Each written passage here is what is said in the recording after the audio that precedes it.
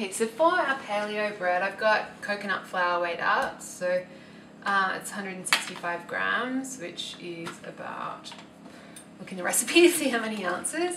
And then, so I'm just going to put in some baking powder, and this is going to help our bread rise and give it a lighter texture. So 2 teaspoons of baking powder, and I'll also pop in a teaspoon of salt just to season. And just using a whisk, I'll mix those through so they're evenly distributed. And then I've got 12 eggs that I've broken into here. And the thing with gluten-free flours is that they tend to be very low protein, and gluten is a protein, and that's what gives bread its lovely springy texture. So we're overcoming the lack of protein by adding heaps of eggs here. So it may seem like a lot, but it really makes a difference to the texture of your bread. So I've got eggs, and then I've got 12 eggs, and then 250 grams, which is about 9 ounces of melted butter.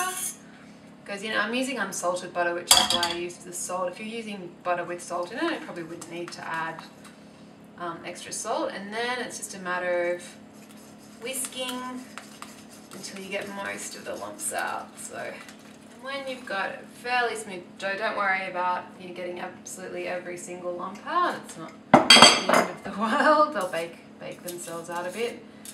We're just going to scrape that down, and then I've got just a loaf pan, and it's important to line your pan. I've tried to make this without lining, and with all those eggs it likes to stick. So I've just got a piece of baking paper that we're lining the pan with, and we're just going to fill the loaf pan like so.